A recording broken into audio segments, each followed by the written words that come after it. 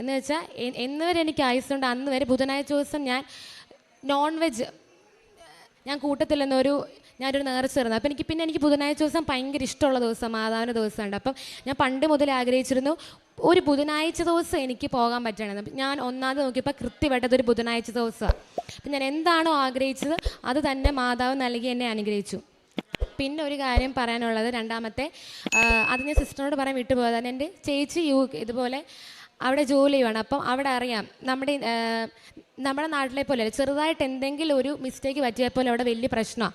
അപ്പം ഞാനിവിടെ CBTയുടെ എക്സാമിന് പ്രാർത്ഥിച്ച് വന്ന്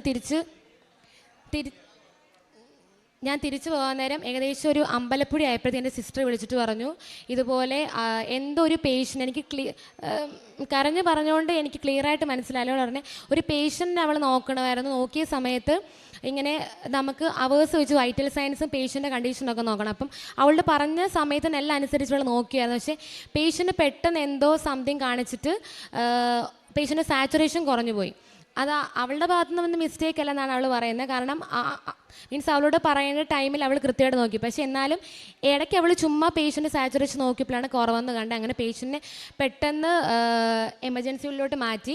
പേഷ്യൻ്റ് പക്ഷേ ഡെത്ത് ആയിപ്പോയി. അപ്പോൾ അയാൾക്ക് ഭയങ്കര പേടിയായിപ്പോയി. കാരണം അവിടെ ചെറിയൊരു മിസ്റ്റേക്ക് പറ്റിയപ്പോൾ ഇവിടെ വലിയ പ്രശ്നമാണ്, ഭയങ്കരമായിട്ട് കരച്ചിലായി. അപ്പം ഞാനും മമ്മി അമ്പലപ്പുഴ ഇറങ്ങി നിൽക്കും. അപ്പോൾ പറഞ്ഞു എൻ്റെ പിൻ നമ്പർ പോവും, ഞാൻ എൻ്റെ നാട്ടിൽ പറഞ്ഞു വിടും.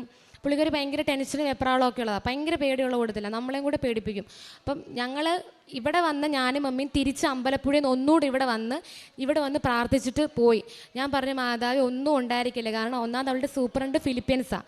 ഫിലിപ്പീൻസിന് ഇന്ത്യൻസിനടുത്ത് കുറച്ച് നീരസ് ഓൾറെഡി ഉണ്ട്. അപ്പം ഒന്നും പെരുത്തല്ലേ, ഞാനിവിടെ നിന്ന് എൻ്റെ സാക്ഷ്യം പറയുമ്പോൾ പറയേക്കാമെന്ന് ഞാൻ നേർന്നായിരുന്നു. അങ്ങനെ വൈകുന്നേരം ആയപ്പോഴത്തേക്ക് അവൾ വിളിച്ചു, കുഴപ്പമൊന്നുമില്ല. സൂപ്പറുണ്ട് എപ്പോഴും കുറച്ച് ദേഷ്യപ്പെടുന്ന കുറച്ച് റഫായിട്ടുള്ള ക്യാരക്ടറാണ്. അവർ പറഞ്ഞു അങ്ങോട്ട് പറഞ്ഞു നിൻ്റെ ഭാഗത്തുനിന്ന് കുഴപ്പമൊന്നുമില്ല, നിൻ്റെ ഭാഗത്തുനിന്ന് മിസ്റ്റേക്ക് അല്ലെന്ന് അങ്ങോട്ട് പറഞ്ഞെന്ന് പറഞ്ഞു. അത് മാതാവ് ഞാൻ ഇപ്പോഴും വിശ്വസിക്കുന്നത്. ഞാൻ പറഞ്ഞായിരുന്നു മാതാവ് അവിടെ ഒറ്റയ്ക്കാണ്, ആരുമില്ല, നീ സഞ്ചാരമാതാവ് അവളുടെ അടുത്ത് പോയി ആ പ്രശ്നം പരിഹരിക്കണമെന്ന്